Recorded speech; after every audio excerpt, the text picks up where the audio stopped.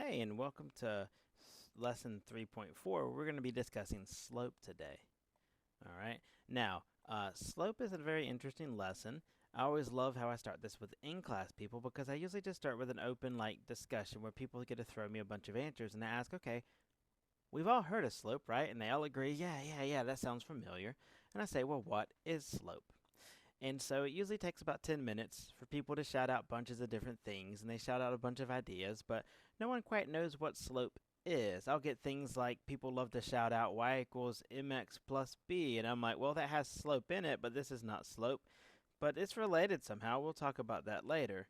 And so, they keep shouting things out, and some people remember that the letter m is used to stand for slope, but they don't remember anything else other than that. Some people will start to tell me that, oh yeah, it has something to do with steepness of these lines or something like that. They can't quite remember. And then somebody will remember what high school teachers shouted at them forever, this phrase, rise over run. And I say, okay, that's good enough. Let's take all this and let's try to figure out what slope is. Okay? And the main idea of slope is that, you know what? It is a rate or a comparison. A ratio. It's when we compare two things by dividing, and what we're comparing is the rise over the run. All right. So the good thing is I'm going to attempt to draw a straight line. Lines never change in their steepness. So if I draw a line across the entire line, the steepness is the same because there's no curves or anything, except for my line's not perfect. There, now it looks better. It's the same steepness across the whole line. What that means is the slope is constant across the whole line. So I can pick any 2 points off this line and find the slope using those 2 points, and it'll be the same as any other 2 points across this line. Okay? And so what we need to do is figure out some way of finding a formula to find rise over run, and it's actually not that difficult. So if I were to have 2 points on this line, so let's just pretend those are both perfectly on the line, I would need to figure out how much this rose from point A to point B and how much it ran. And I could count squares, but that's not very mature mathematically. 1, 2, 3, 4. It rose 4 and it ran 1, 2, 3, 4, 5. It ran 5. And so I could say, oh, my slope is 4 over 5. So it's a ratio or a rate. Okay. Now, the very mature way to do this would be to take these 2 points. Let's pretend we don't know what they are. Let's call them x and y, and x and y. Now, this is bothersome because I can't tell them apart if they're both just x and y. So let's call this point number 1. And in math, when you want to give something a name, you use subscripts. So x1 and y1, this is point number 1. And let's give the ones from point number 2 two subscripts. So x1, y1, x2, y2. Now, to be able to find how high this rose, I could take the y value from here because y values are responsible for up-down movement. Take the y value from this point, the y value from this point, and if I subtract them, that would give me the rise. So y, and we're going to just, the way it's written is always the second point first. So y2 minus y1 over x2 minus x1. Okay? And so this is what this is this is a measure of change. How much change happened whenever I'm subtracting from one thing to the next. So what slope is not really these things, it's a rate of change. How are we changing comparing steepness to left and right, up and down, rise to run. And so that is our slope formula. We will be using that over the next few examples, and then we'll need to talk a little more about slope. But I want to point out a few other things. Some people have a hard time memorizing this formula. They get the x's and y's mixed up and stuff like that, but they always seem to remember this high school adage of rise over run. What's really simple then, if you want to remember the formula and you know it's a subtraction, you just can't remember where the x's and y's go. Well, these are the y's. Y's rhymes with rise, and you run from your x's. Okay? So that should help you remember that. So just as a matter of doing a few examples here, let's see if we can find the slope if I just give you 2 points randomly from an equation or some graph. Let's go with the points 2, -3, and 5, 4. So here's what I find helpful. Whenever I try to find the slope of something, what I will do is I like to label both these. This is xy, this is xy, and then they need their subscripts. So point number 1, point number 2. And then I go about just plugging into the formula. Since we're new to the formula, I'm going to write the formula over again each time, or at least the first few times I do this. And that way we should have an easier time with it. So y2 minus y1. y2 is 4 minus y1 is negative 3. Notice I'm careful with the signs. I still put the minus sign because that's what's in the formula. It's a negative 3, so I bring that with me. That'll make this more interesting because it's 4 minus negative 3. We'll have to deal with that double negative in a second. x2 is 5 minus x1 is 2. All right. So now I'd like to try to handle this. Let's see, 4 minus negative. If I have minus a negative, negative times a negative makes a positive. That's the same thing as plus. So 4 plus 3 is just 7.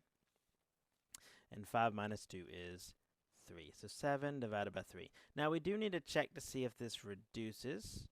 You could use your calculator to check or think through this, but there's not a number that divides evenly into 7 or 3 other than 1, and that's not used to reduce. And so there we go. I have a slope of 7/3.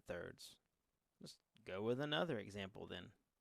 How about an example like this? Let me give you 2 more points. The point negative 3, negative 4, and point negative 1, negative 10.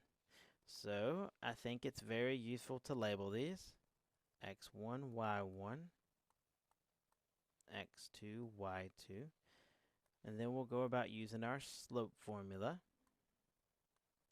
y2 minus y1 divided by x2 minus x1. All right, and let's plug in the actual numbers now. y2 is negative 10 minus y1 is negative 4. x2 is negative 1 minus x1 is negative 3. All right. So negative and a negative makes those plus a positive, negative, negative. Okay, so negative 10 plus 4 is negative 6. Negative 1 plus 3 is 2. Okay. Now, does this reduce? And the answer is yeah, because negative 6 divided by 2, oh my goodness, that's just negative 3. I even have a whole number, or not a whole number, but an integer slope. That's nice. So I found my slope. Okay. Now, we could even do this with vertical lines. Okay. If I were to try to draw a line like x equals, 2. That would be a vertical line at 2. Now I'll go ahead and tell you, vertical lines and horizontal lines are special lines. And so some people memorize these. They don't take the time to figure this out each time. But if I pick any 2 points off this thing, they're going to have the same x value. This is the point 2, 5, and this is the point 2, 2. If I pick any other point, this would have the point 2, 4, or negative 4, 2, 10, 2, 9, 2, 8. They all, because every x value is 2. So if I go to find the slope, I'm going to stop writing the formula now since we've done it for the first 2. I think you can figure this out. X, Y, X, Y. So we'll go with 5 minus 2 and 2 minus 2. So 5 minus 2 is 3, and 2 minus 2 is 0. Oh, okay, 3 divided by 0. Well, do me a favor. Type that in your calculator really quickly and tell me what 3 divided by 0 is. You're going to get some sort of error because we can't divide by 0. So this is undefined. In a second, we'll see if that makes sense. Or maybe let's see why it makes sense now. So we have this understanding that slope defines the steepness of a line. So if it's going this way, we're going to read things like we read English, left to right. So tracking along, if this was a mountain, you'd say, yeah, that's pretty steep going left to right. Okay? And that would be what's known as positive slope, if it's going up from left to right. So we always read left to right. Now, what if we had one going this way? Once again, reading left to right. If we're walking along and we hit this and we're going down, that would be a negative slope because we're going down from left to right, okay? And so this is, and now if it's steeper, we'd have a more negative, or if it's steeper this way, it'd have more positive. So, yeah, it's just describing the steepness. But what happens when you're walking along and you hit a straight up wall of a mountain? You can't walk anymore. You just run into this, and I'm not a mountain climber, so I'm not climbing straight up. We can't even go left to right. I can't trace this left to right to tell you if it's going up or down. It's just undefined. It's so steep. It's like infinity steep, but infinity is not a number, so I can't use that. We'll just call it undefined. Now, we need to tie in one last one. There's one last example, and that would be like if we have a vertical line. Oops, did not mean to put that there. That would be like if we have a vertical line. Let's say like something like y equals 5.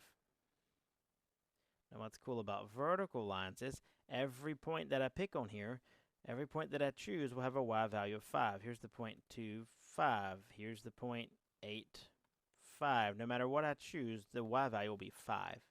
So when I go to find the slope, I'm going to have 5 minus 5 and 8 minus 2. I will have 0 over 6, which is just 0. So we say this has 0 slope. Well, that should make sense. If I'm reading slopes left to right, and the slopes are how steep this is, and you're walking along and you hit this flat area, is this any bit steep? No, it has 0 steepness. It is flat. So you have positive slope, negative slope, undefined slope, and 0 slope. Positive, negative, undefined, and 0. Okay? Whew. All right. One last thing I'd like to do with slope is to tell you that at the beginning I mentioned that most people are thinking about slope, and they always like to tell me this, y equals mx plus b, and say that is slope. And I say that's not slope, but that is something useful that we will use a whole bunch. This is the form of a line, and m and b are usually numbers like this, 3x plus 7. And I'm like, okay, well, tell me what these things are. B stands for something, which we'll talk about next lesson.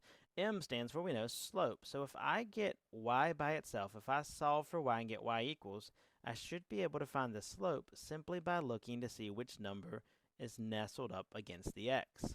Okay? So let me give you an example. If I said y equals 1/2 x plus 5, could you find me the slope? And it should take you all about 2 seconds to say, look, y is by itself. So is there a number by the x? Here's the x. What's beside it? What's multiplied by it? 1/2. So I think I easily know that my slope here is 1/2. We could do another example. Let's see. Let's say I get 3x minus 2y equals 8. Well, this one's harder because what do you not have? I don't have y by itself. But we know how to solve. Let's solve and get y by itself. Oops. I need to get rid of the 3x. Is this a positive or negative 3x? It's a positive 3x, so I'm going to subtract 3x from both sides. This negative sign belongs to the 2y, so careful not to drop it. So negative 2y equals 8 minus 3x. I can't do anything with 8 minus 3x. They're not like terms, so it's really easy algebra. I just put them beside each other, 8 minus 3x. Now, y is not by itself yet. Y is still got a negative 2 multiplied by it. So I'll need to divide everything through by negative 2. Okay. And when I do that, the negative 2's divide out to 1. Leave me with plain y. 8 divided by negative 2 is negative 4. And negative 3 divided by negative 2 is a positive 3/2 with this x. Oh, okay. Y is by itself. Does everybody see that? Y is by itself, so I think I can find the slope. Here is x. What is multiplied by it? 3/2. Oh my, that's really simple. If you can get y by itself, if you have the equation, then it's a piece of cake to find the slope. You just look to see what's multiplied by x. Well, that's all I have for you this time. Next class, let's see if we can use our slope to do more than just finding it. Okay, so we'll look at using slope to actually graph next time, and we'll talk more about what this b is, what its meaning is, which we kind of mentioned this with word problems. Remember in word problems we called this the rate and kind of the starting point. We'll use that. We'll use that next class to graph, but until then, take care.